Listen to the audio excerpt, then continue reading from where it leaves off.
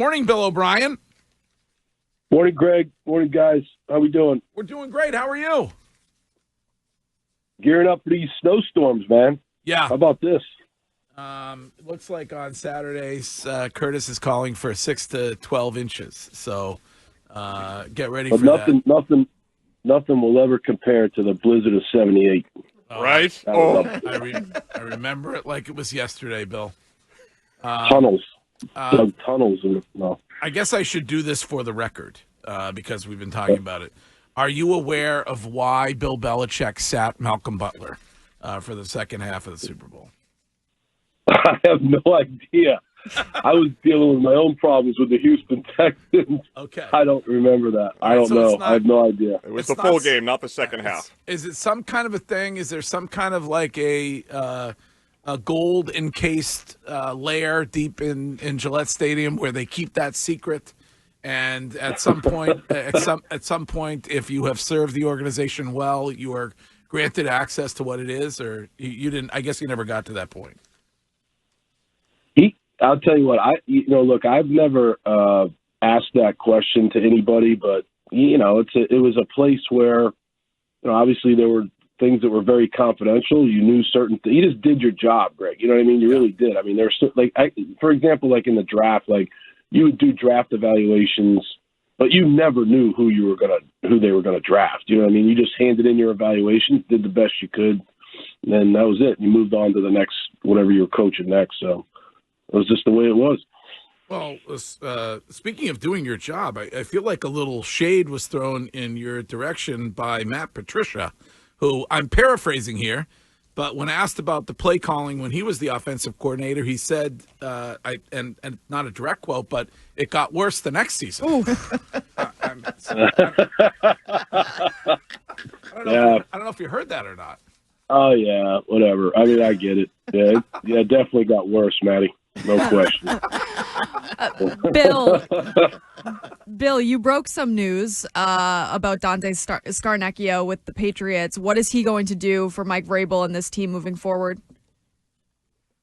Yeah, I was just on the podcast, and I had Brian Hoyer on there, and we were just talking about how good Dante was, and I really don't know. I just know that he's always been involved. Like, he was always a phone call away, right? Even when I was there in 23, you could call him and ask him. Adrian Clem called him to ask him, how we did certain things back in the day. So I think Dante's a legendary offensive line coach. In my opinion, he's like Dick LeBeau. He's a Hall of Fame assistant coach. And so to have a guy like that who lives nearby that has institutional knowledge of what you're doing I think it's really good. So I don't know what he's doing. I guess I broke some news, but I think he's been doing that for a while. But you were gushing over the coaching staff that Mike Vrabel has assembled. You feel really good. They have a great staff. I don't know if I would use the word gushing, but they have a great staff. They have guys that have experience, that have won. They have guys that Josh McDaniels, it's a great play caller. You have Doug Marrone, who obviously I'm very biased, is a really excellent line coach. So yeah, I'm excited for them. I think they have a great staff. Yeah, no doubt. Billy, I watch the Patriots. I know you don't work there anymore, and you're at BC doing a great job. But I don't understand why they didn't build this type of staff last year with Mayo, like a guy that was young, obviously relatively inexperienced, and they put a staff around him that doesn't resemble at all the one that Mike Vrabel has to work with. Do you have any insight as to why that might be the case? I think that's a great question. I mean, I really don't have a lot of insight. I think, to be honest with you, one of the differences is obviously you've got and I've said this to you guys before, like when you're a first time head coach with no head coaching experience and you're coming into a situation that, is not a winning situation right away. I'm not sure how many guys were jumping at the chance to go coach at the Patriots at that time, right? Now you got Mike Vrabel, who's got a lot of experience as a player and as a head coach. And so, it might be easier for a guy like Mike Vrabel to get those guys to come to work for him. So, it's just the way it is relative to experience. I remember when I got the Houston Texans job, I only had 2 years of experience at Penn State. I mean, for instance, like I was trying to hire offensive line coaches, and many of those guys were either under contract or they were like, nah, I'm not sure. I like this situation better than yours, So it's just tough when you're a first-time NFL head coach, I think. Your guy, Scheim, from Scheim Island, had a lead this morning, which was that Jalen Hurts doesn't really get the credit he deserves. I don't want to paraphrase you, Scheim, but that's about it, right? Yeah, I feel like there's a double standard with how much he's been able to win over the last 3 years. I mean, this is his second Super Bowl now in 3 years, and yet he doesn't get talked about nearly as often or with nearly the frequency as some of the other upper echelon quarterbacks, even though all this guy does is win, whether people like watching it or not. Yeah, I agree with you, Scheim. I think I don't really love this word, but I just don't know other word to use. But there's a lot of narratives out there in the sports world because, there's great coverage of all these, these games and these leagues and NFL, NBA, all that. And so, people just go with the narrative. And if you really like drill down and look at it, I mean, what Nick Sirianni's done, what Jalen Hurts has done, look at what Jalen Hurts did in college. He got benched at Alabama. He won at Alabama. Then he got benched for Tua. Then he transferred to Oklahoma. He won there. He's winning in Philadelphia. They run a style of offense. It's very difficult to defend. I think it's going to be a great game. And I think you're right, Scheim. I think Jalen, to go to it's very, very difficult to get to a Super Bowl. And to go to two in the last, 3 years that's really impressive as a starting quarterback. Scheim also said your play calling was better than Matt Patricia's, just so you know.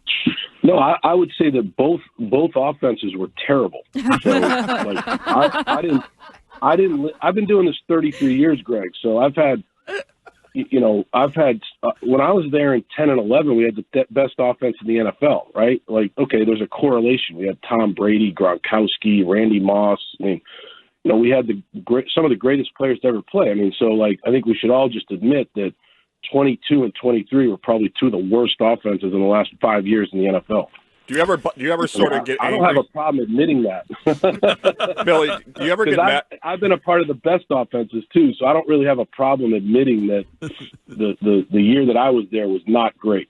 Do you ever kick yourself for not kissing Bill's ass more? Maybe you would have had a career like Matt Patricia? No. Okay. I do, I really did, obviously I owe a lot to Bill and he did a lot for me promoting from within. He taught me a lot. But no, I'm not. Yeah. Like I've told you guys before, I have a lot of professional respect and I consider Bill a friend, but that's I'm not probably as close to him as some of those other guys are, but that's great for them. It's awesome. So sounds to me like so we should not just anoint the Chiefs as the winners of this football game Sunday. Like you think the Eagles have a pretty good chance. Yeah, I don't think there's any doubt. I mean, when you can run the football like they can with Saquon, and then have an offset there with Jalen Hurts and Devontae Smith and A.J. Brown, and nobody talks about the tight end. Dallas Goedert is unbelievable. Look, they're going to have to deal with Spags' defense. That's a very difficult defense to go against, and obviously they're going to have to deal with Patrick Mahomes. But I just think it's going to be a great game. It's definitely the two best teams. All right, Bill, when you talk about coaches real quick, talk a little bit about stretch. I know a lot of coaches, they have their guy. Bill Belichick had it with Ernie Adams.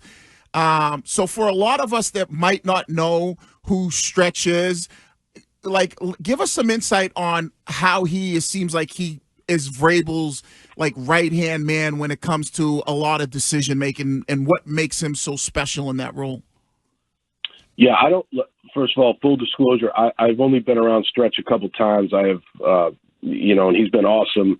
He's a very, very bright guy. He has knowledge of a lot of different things relative to football and an organization, right? He has an understanding of situational football. He has a great understanding of how a football organization should be run from an operations standpoint, a travel standpoint, a schedule standpoint. And so, everybody, like you said, Wig, that gets to that head coaching level, you have to have somebody like that, because that's such a hugely valuable guy in your organization. Here, as you guys know, at BC, we have Bears Najarian. I mean, the guy is such a valuable guy that can do a lot of different things. And so, yeah, I think Stretch brings a lot to the table, and Mike has tremendous confidence in him, and they have a great bond. Well, Bill, I appreciate you taking the time throughout the season. I don't know, is this our last time with you this year? I don't know what the schedule looks like. Are you available? Should we need? I mean, can we reach out randomly? I don't know what our arrangement is. I really enjoy. I really appreciate it, because I do think that, and I appreciate Curtis, you and Courtney, and BC alums and your support. I do think it's given BC a good platform, and that's really what it's all about. I mean, I think we're trying to do some good things here, and I really appreciate you, Greg, for making a spot for me on this. And anytime you guys, if you have some some dead air and you need to fill it, I'll be there. Oh, listen, I want to do it again next season. I still have hopes of my moonshot and Dropkick Murphys playing the alma mater at a game with listeners. I know Scheim is looking forward to being installed on the coaching staff after spring football. I heard from a bunch of high school coaches who listen to this show who cannot wait to hear you speak. I think, is it either tonight or tomorrow night you're speaking to a bunch of them? Yeah, tomorrow afternoon, we have the Glazier Clinic, which is at the Newton Marriott.